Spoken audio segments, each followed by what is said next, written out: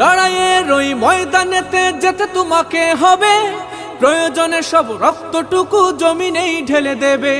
লড়াইয়ের ওই ময়দানেতে যেতে তোমাকে হবে, প্রয়োজনে সব রক্তটুকু জমিনেই ঢেলে দেবে। তবুও তোমায় লড়তেই হবে, মানিবে না পরাজয়। তবুও তোমায় লড়তেই হবে, মানিবে না পরাজয়।